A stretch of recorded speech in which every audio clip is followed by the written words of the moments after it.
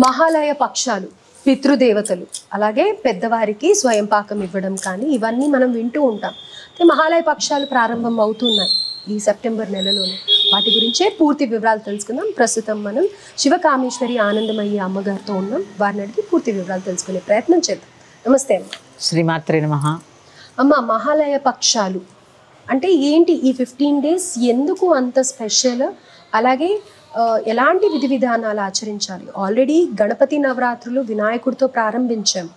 And ఒక పండుగ తర్వాత పితృదేవతలకి చేయాల్సిన కార్యం అన్నాను అనుకుంటున్నాను నేను. దాని గురించే పూర్తి వివరాలు తప్పకుండా తెలియజేస్తాను. ఆర్బీసీ ఆధ్యాత్మిక ఛానల్ వీక్షిస్తున్న ప్రేక్షకులకి శ్రీమాత్రే నమః. శ్రీ గురుభ్యో. పితృపక్షాలు ఇదంతా కూడా శూన్యమాసం. శూన్యము అంటే ఏంటమ్మా? ఏమీ లేకపోవడం. ఏమీ లేకపోవడం అంటే నేను నువ్వు గురించి తెలుసుకోవడం, నీ గురించి నువ్వు తెలుసుకోవడం. శూన్యం. ఎందుకంటే ఉన్నదంతా శూన్యమే, ఏమీ లేదు, అన్నీ ఉన్నాయని భ్రమపడుతూ ఉంటాం. అదే శూన్యమాసం. దాంట్లో ఉండే అసలైన నిజాన్ని తెలుసుకోవడమే ఇవన్నీ అన్నమాట. అందుకే ముందు గణపతి ఆరాధనతో మొదలైంది. తర్వాత ఈ పితృపక్షాలు ఈ 15 రోజుల కాలము చాలామందికి పెద్దవాళ్ళు చనిపోయినప్పుడు ఆ తిథులు కానీ అవన్నీ కూడా తెలియదు. ఈ తారీఖే గుర్తుంటుంది. లేదా కొంతమంది ఈ శ్రాద్ధ కర్మలు అంటే ఆబ్దికాలు ఇవన్నీ కూడా ప్రతి సంవత్సరం నిర్వహించరు. అలాంటి వాళ్ళు సంవత్సరంలో వచ్చేటటువంటి 15 రోజులు వినియోగించుకుంటే చాలా మంచిది. ఎందుకంటే అమ్మా, ఇప్పుడు పాడ్యం నుంచి మొదలుపెట్టి అమావాస్య దాకా ఉంటుంది. ప్రతి మనిషి పాడ్యమో లేకపోతే విధియో తదియో చవితో ఈ తిథుల్లోనే పర్వపదించి ఉంటారు కదా. ఇక పౌర్ణమి అనుకుంటే అమావాస్య చాలా శ్రేష్టమైనది ఈ పితృకర్మలకి. ఇక మాకు తెలియదండి తిథి ఎలా తెలుసుకోవాలి అన్నవారు, వాళ్ళు ఏ సంవత్సరం చనిపోయారు, ఏ తారీఖున చనిపోయారో తెలుస్తుంది కదా, ఎప్పుడు చనిపోయారో తెలుస్తుంది కదా. అసలు అది కూడా తెలియని వాళ్ళు చాలా మంది ఉంటారమ్మా. అది కూడా తెలియని వాళ్ళ గురించి చెప్పుకుందాం. ముందు ఒకవేళ తెలుసుకోవాలి అనుకున్న వారు ఎలా తెలుసుకోవాలంటే, మీ పూర్వీకులు ఎప్పుడు చనిపోయారో ఒక తారీఖు ఒక సంవత్సరం ఉంటుంది కదమ్మా.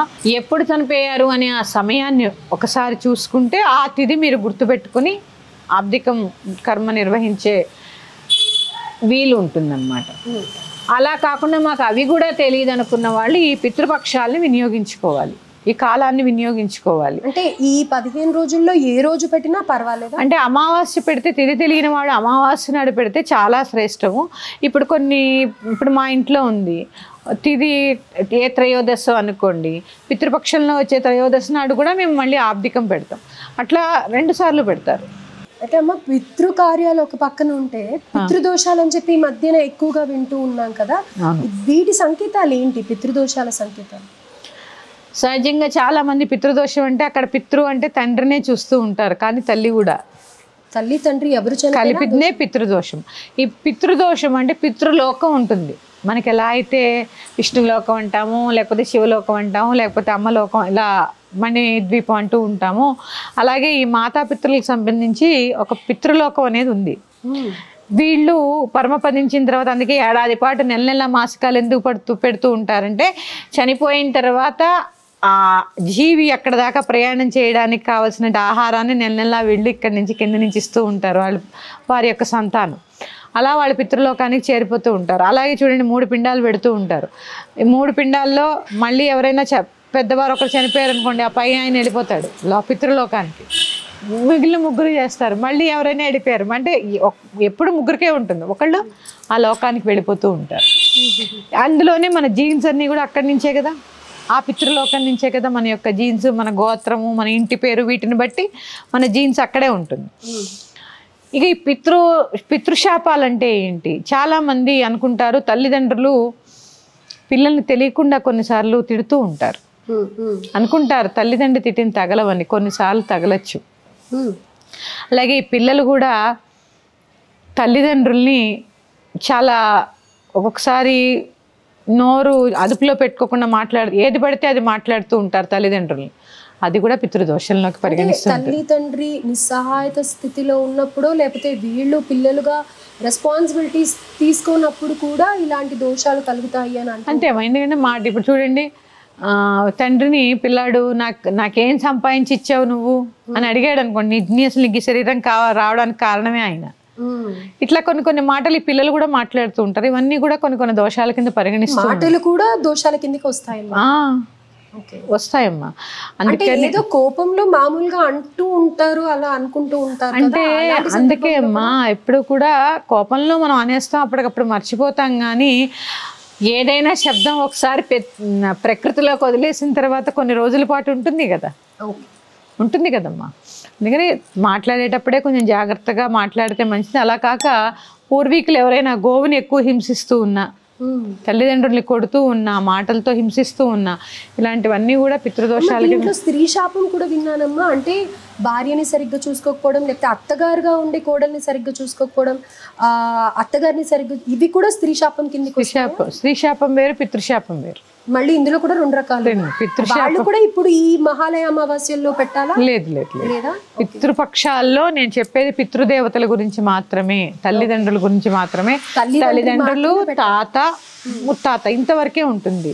ఆ పై వాళ్ళు ఎవరో వీళ్ళకి గుర్తుండకపోయే అవకాశం కూడా ఉంటుంది కదమ్మా. ఇప్పుడు కొన్ని ఇళ్లలో ఏమవుతుందంటే తల్లిదండ్రి ఉన్న ఒక 6 మంది సంతానం అంటే అందులో ఒకరో ఇద్దరో ఏదో కాలం చేసేసి ఉంటారు అనుకోండి, మరి వాళ్ళకు కూడా ఇలాంటి టైంలో పెట్టాలా, లేకపోతే ఓన్లీ ఫాదర్ మదర్ ఇలా గ్రాండ్ ఫాదర్స్ వాళ్ళకి పెట్టాలా? లేదు, వాళ్ళ పిల్లలు ఎవరైనా ఉంటే పెట్టచ్చు, లేదా అన్నదమ్ములో ఎవరో పెడతారమ్మా. వీరు కూడా చనిపోయి ఆ పితృలోకానికే కదా వెళ్ళేది. వీరు కూడా చనిపోయి ఆ జీవి ఎక్కడికి వెళ్తాడు అంటే ఆ పితృలోకానికే. అందుకని పెట్టాలమ్మా, పెట్టాలి. ఇలా చూసుకొని, ఇలా అంటే స్త్రీ శాపం వేరు, పితృశాపం వేరు. ఈ పితృదోషాలతో చాలా ఇబ్బందులు పడుతూ ఉంటారు. సంతానం లేకపోవడం, అలాగే పుట్టినటువంటి సంతానం వృద్ధిలోకి రాకపోవడం, వివాహాలు అవ్వకపోవడం, కోర్టు కేసులు, రుణబాధలు, లేకపోతే పిల్లలు పీక్కు తినేస్తూ ఉంటారు, మనశ్శాంతి ఉండదు. ఇలాంటి కొన్ని చాలా బాధపడుతూ ఉంటారు ఈ పితృదోషం ఉన్నవాళ్ళు. ఇవి అందరికీ ఉంటాయా? అందరికీ ఉండవమ్మా. జాతక పరిశీలన చేసుకోవాలి. ఇప్పుడు కొన్ని రాసుల వాళ్ళు బై డిఫాల్ట్ వాళ్ళకి ఉంటాయి పితృదోషాలు అని అనేసి చెప్తూ ఉంటారు కదా. నేను ఇంతవరకు ఇక్కడ వినలేదమ్మా అదంతా. Right, okay. ఎందుకంటే మా పూర్వీకులు పితృదోషం ఉంది అని ఎలా చెప్పేవారంటే, జన్మజాతకం చూసి వీరికి పితృదోషం ఉంది అని జాతకం చూసి చెప్పేవారు. పర్సనల్ హారోస్కోప్ చూస్తేనే దాంట్లో రిఫ్లెక్ట్ అవుతూనే ఉన్నట్టు అది మేము పాటించింది అయితే అదే, అంతే తప్ప ఖచ్చితంగా ఈ రాసులకు ఉంటుంది అని అయితే మరి నేను ఇంతవరకు ఎప్పుడు వినలేదు. నేను విన్నంత వరకు నా పరిధిలో అయితే మరి నాకు తెలియదు. ఈ పితృదోషం ఉన్న వాళ్ళు మాత్రం ఈ 15 రోజుల కాలాన్ని వినియోగించుకోండి. పితృతర్పణం వదలడం, తిది తెలియకపోతే అమావాస్య నాడు చక్కగా స్నానాది కార్యక్రమాలు చేసుకుని ఉదయమే నల్ల నువ్వులు దర్భ చేతితో పట్టుకొని పితృతర్పణం ఈ బొటన వేలు మించి వదులుతారు. ఇట్లా నీళ్లు వదిలేయడమే పితృతర్పణం. మీకు ఏమీ మంత్రాలు రావు, చక్కగా మీ పెద్దలకి నేను చేసిన తప్పులన్నీ క్షమించి నన్ను నా కుటుంబాన్ని ఎల్లవేళలా రక్షిస్తూ ఉండండి అని చెప్పి ఆ తర్పణ వదిలి ఒక నమస్కారం చేసుకోండి. అందరికీ మంత్రాలు రావాలనే లేదు కదా.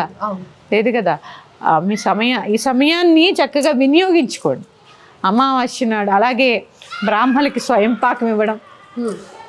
స్వయంపాకం ఇవ్వడం కూడా చాలా అవసరం. ఆ స్వయంపాకంలో ఇంత బియ్యం, ఇన్ని పెసరపప్పు ఇట్లా ఇవ్వకుండా దానం అనేది చేతి నిండా చేయడం నేర్చుకోండి. ఎందుకంటే కనీసం మీరు స్వయంపాకం ఇచ్చారంటే ఆ బ్రాహ్మణుల ఇంట్లో ఉన్న 4-3 భోంచేసగలిగేంత ఇవ్వండి. 1 కిలో బియ్యం, 1/2 కిలో కందిపప్పు, 1 నూనె ప్యాకెట్, నెయ్యి, పాలు, పెరుగు, 1 దుంపకూర, 1 ఆకుకూర, 1 కాయగూర, బెల్లం, చింతపండు, ఎండుమిరపకాయలు, ఇవన్నీ కూడా ఇవ్వాలి. వీటి అన్నిటితో పాటు దక్షిణ కూడా పెడుతూ ఉంటారు కదా, ఇవ్వాలమ్మా. ఇవ్వాలి. పెసరపప్పు కూడా ఇవ్వాలి ఖచ్చితంగా. అందుకని చక్కగా ఇచ్చి దక్షిణ కూడా పెట్టాలి. అందులో దక్షిణ కూడా పెట్టి తృప్తిగా ఆ ఇంటి వారందరూ భోంచేసేలాగా ఇవ్వండి. అంతేగాని రోజన్నా భోంచేసేలాగా కంగారు పడిపోతారు మళ్ళీ. లేదు, ఒక్కరోజైనా అదే ఇచ్చేది ఆ నలుగురు ఆ రోజుకి భోంచేసేలాగైనా ఇవ్వండి. మరీ లేదమ్మా, నేను చూస్తాను కదా కొన్ని మంది ఇస్తూ ఉంటారు, ఇంటింటి పొట్లం కట్టుకొస్తూ ఉంటారు. అది ఎంతవరకు కరెక్ట్ మీరే ఆలోచించండి. దానం కదా మీరు ఇచ్చుకునేది, చక్కగా చేతి నిండా తృప్తిగా ఇవ్వండి. ఏమవుతుంది, 1 కిలో మనకుండే కర్మలు మన చేతితో ఇచ్చేస్తున్నాము అదైనా పుచ్చుకునే వాళ్ళు దొరకడం మీ అదృష్టం నిజంగానే కదా. అందుకని ఎవరు తీసుకోరమ్మా. అది మళ్ళీ మీ దగ్గర తీసినాక వాళ్ళకి బోళ్ళు గాయత్రి జపం చేసుకోవాలి. అందుకని చక్కగా చేతి నిండా దానం ఇవ్వడం కొన్ని అయినా అలవాటు చేసుకోండి. అన్ని దానాల్లో కంటే అన్నదానం చాలా చాలా శ్రేష్టమైనది. అందుకని ఆ స్వయం పాకం అనేది చేతి నిండా పళ్ళె నిండా ఇవ్వండి చక్కగా. అది కూడా ప్లాస్టిక్ కవర్లలో పోసి ఇట్లా చేతికి అందించకుండా చక్కగా ఓ పళ్ళెల్లో పోసి, ప్లాస్టిక్ కవర్లో పోసుకెళ్ళినా ఓ పళ్ళెల్లో పెట్టి మళ్ళీ చక్కగా మీ చేతితో దానం ఇచ్చుకోండి. పెద్దగా పితృదోషాలంటే భయపడిపోయే అంత పని లేదు. పితృదోషానికి నివారణగా త్రయంబకేశ్వర్లో మోక్షనారాయణ బలిని చేస్తూ ఉంటారు. నారాయణ బలి, ఈ నారాయణ బలి చేయించుకోండి. అక్కడ చాలామంది వెళుతూ ఉంటారు కదా, వెళ్ళి ఆ నారాయణ బలి చేయడం ద్వారా కూడా ఈ పరిహారం అవుతుంది. అలాగే ఒక చిన్న పరిహారం, ఈ పితృదోషం ఉన్న వాళ్ళు రావి చెట్టుకి సూర్యోదయం అయిన తర్వాత ప్రతిరోజు నీళ్లు పోసి అక్కడున్న చీమలకి ఆహారం వేయడం ద్వారా కూడా ఈ పితృదోష నివారణ జరుగుతుంది. షుగరో రవ్వో ఏదో ఒకటి ఇట్లా జల్లేసి వస్తే అది ఆ పితృదోష నివారణ జరుగుతుందమ్మా. ట్రావెల్ చేయలేరు కాబట్టి ఆయన అందరికీ స్తోమత కూడా ఉండాలి కదమ్మా, అందరికీ స్తోమత ఉండాలి కదా. ఒక్కొక్కరు ఖర్చు పెట్టగలరు, ఒక్కొక్కరు ఖర్చు పెట్టుకోలేరు. దోషం అనేది ఫలానా వాళ్ళకి వీళ్ళకే ఉండాలని రూల్ ఏం లేదు కదా, డబ్బులున్న వాళ్ళకే అన్నీ ఉండాలని రూల్ ఏం లేదు కదా. అందుకని కొంచెం ఆర్థిక స్తోమత లేని వాళ్ళు ఇలాంటి పరిహారం చేసుకోండి. రావి చెట్టు మొదట్లో నీరు పోసుకుని చక్కగా ఆ చీమలకు ఆహారం వేసి అక్కడ ఒక ఆవునేతితో దీపారాధన చేసి ఆ రావి చుట్టూ ప్రదక్షిణలు చేసి మళ్ళీ 7 చేయాలా 3 చేయాలా మీకు ఎన్ని చేయాలనిపిస్తే అన్ని చేయండి. ఇలాంటి భక్తిగా చేసుకోండి, భయంతో కాదు, ఏదైనా భక్తిగా చేసుకుని చక్కగా. అలాగే జగన్మాత అమ్మ, జగత్ అంతటికి పిత ఎవరు? శివుడు. శివారాధన ఎంత చేస్తే అంత ఈ పితృదోషాలు నశిస్తాయమ్మా. ఆ శివుణ్ణి ఆరాధించడం మర్చిపోతున్నారు అందరూ. శివుణ్ణి ఆరాధించండి. మనందరికీ వాగర్ధావివ సంపృక్తో వాగర్ధ ప్రతిపత్తే జగత పితరో వందే పార్వతీ పరమేశ్వరు. చక్కగా శివుడి మీద రోజు ఏ గుడికైనా వెళ్ళి నీళ్లు పోసుకురండి. ఎందుకంటే ఆయన కాసి నీళ్లు పోస్తే చాలు సంతోషపడిపోతూ ఉంటాడు. ఆయనకి ఏం చేయక్కర్లే, మనం ఏం జపాలు చేయక్కర్లే, తపాలు చేయక్కర్లే, ఏమి కూర్చుని గంటలు ఆరాధన చేయక్కర్లే. నువ్వు భక్తితో ఒక చెంబుడు నీళ్లు పోసి ఒక మారేడుదళం సమర్పిస్తే చాలు, తృప్తి పడిపోతాడు ఆయన. అందుకని ఇలాంటి చిన్న చిన్న పరిహారాలు కూడా చేస్తూ ఉండండి బద్ధకించకుండా. ముందు అన్నిటికీ మూలం బద్ధకం. ఆ లేజినెస్ తోనే తొందరగా చెయ్యాలనిపించదు. డబ్బులు ఖర్చు లేని పని చెప్తే ఈవిడికి ఏం తెలుసు అనుకుంటూ ఉంటారు చాలామంది. వీటిల్లో చాలా ఉంటుంది, ఒకసారి చేసి చూడండి. మరి యొక్క అంశంతో మీ ముందుకు వస్తాను. శ్రీమాత్రే నమః. స్వస్తి.